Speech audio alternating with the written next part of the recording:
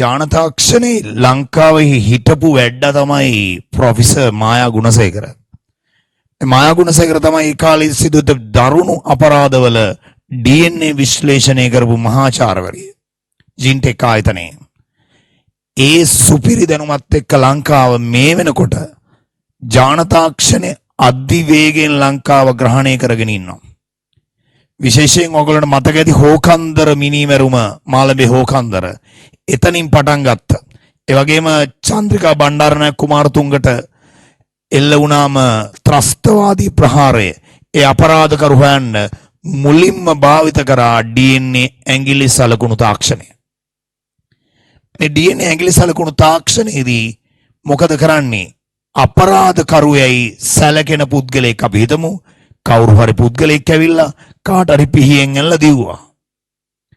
දුවනකොට පිහියනුමට ලක් වෙච්ච එක්කෙනත් අර මිනිස්සයාට ගලකින් ගැහුව ඔළුවට. මේ මිනිස්සයා ඔළුවෙන් ලේ හලහල පාර දිගේ දුවනවා. හෝකන්දර උනේත් එහෙම. ලේ හලහල පාර දිගේ දිව්වා. දුවනකොට මොකද උනේ? අර වැටෙන ලේ සාම්පල ගිහිල්ලා පොලිසියෙන් එකතු කරගත්තා. එහෙනම් ඔන්න පළවෙනි තීරුවේ තියෙන ක්‍රයිම් අපරාධයේ සිදුවෙච්ච ස්ථානයෙන් ගත්ත අපරාධකරුගේ සැලකෙන රුධිර සාම්පලෙන් ගත්ත DNA ඛණ්ඩ රටාව. ඛණ්ඩ රටා ගන්න කොහොමද කියන එක සංකීර්ණ ක්‍රියාවක්. එහෙනම් රුධිර සාම්පල් වැටලා තියෙන පාරේ රුධිරය ඇතුලේ තියෙන රුධිර සෛල ඇතුලේ තියෙන වර්ණ දේහ ඇතුලේ තියෙන DNA. මේ DNA වලින් තමයි මේ ඛණ්ඩ රටාව ගන්න. ඊට පස්සේ ඔන්න හොයනවා ඔළුව තුවාල වෙලා ගියපු මිනිස්සෙක් ඉන්නවද කියලා ඔන්න හම්බුණා කියමු පොලිසියට. එයා කියනවා මම මේ ගෙදර ඉඳද්දී මගේ ඔළුව වැදුනා බිත්තියේ ඒකෙන් තමයි තුවාල උනේ හරි කියලා කතන්දර ගොඩක් කියේ. ඒ වගේ ළඟ රෝහල් වලින් ඔළුව තුවාලලා මේ මෑතකදී ප්‍රතිකාර ගත්ත 3 දෙනෙක් අල්ලන් ආවා. ඔන්න ඉන්නවා සැකකරුවන් 3 දෙනෙක් ඉන්නවා. ඒ සැකකරුවන් 3 දෙනාගේම සෛලවල DNA ඛණ්ඩ රටා ගන්නවා. බලන්න ලස්සනට ගලපලා සමපාත වෙනවා. කාගේද? අපරාධ කරු යයි අපි අනුමාන කරන්නේ කාවද එහෙනම්? සැකකරු අංක කීයද?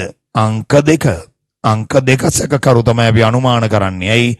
අපරාධ සිදුවෙච්ච ස්ථානයේ ලැබිච්ච DNA ඛණ්ඩ රටාවයි දෙවන සැකකරු ඛණ්ඩ රටාවයි ආසන්නව බොහෝ දුරට සමානයි.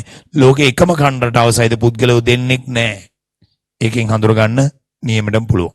ඉතින් අද වෙනකොට DNA ඇඟිලි සලකුණු තාක්ෂණය අපරාධ හොයන්න ලෝකයේ විසින් ගන්න දියුණුම තාක්ෂණයේ විදියට භාවිත වෙනවා. මොන අපරාධකාරයා මොන රටකට ගියත් කොහොම හැංගිලා හිටියත් වෙස් වලාගෙන හිටියත් ඔයාගේ DNA වල රටාව තියෙන්නේ ඔයාට විතරයි. ඒ රටාව ආසන්නෙන් හරි සමාන වෙන්නේ කාට විතරයිද? කාට විතරයිද? ඔයාගේ දෙමාපියන්ගේ ඛණ්ඩ රටාවලට විතරයි. මතක ඇති චන්ද්‍රිකා බණ්ඩාරනායක කුමාරතුංගට ප්‍රහාර එල්ල කරලා ගෑනුවෙක් කියලා මැරලා වැටුණානේ මරාගෙන මැරෙන බෝම්බකාරිය.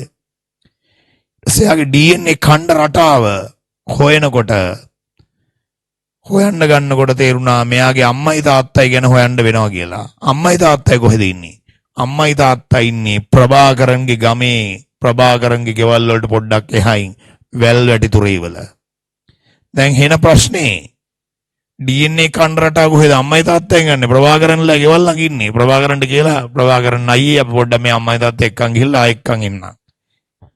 අන්නේ අම්මවයි තාත්තවයි දවසක ගෙනාව කොළඹට මුළු ලෝකෙම හෙල්ලුණා මේ වැල්වැටි තුරේ වල ප්‍රභාකරන්ගේ ගෙවල් ළඟ හිටපු අම්මවයි තාත්තවයි කොහොමද කොළඹට ගෙනාවේ?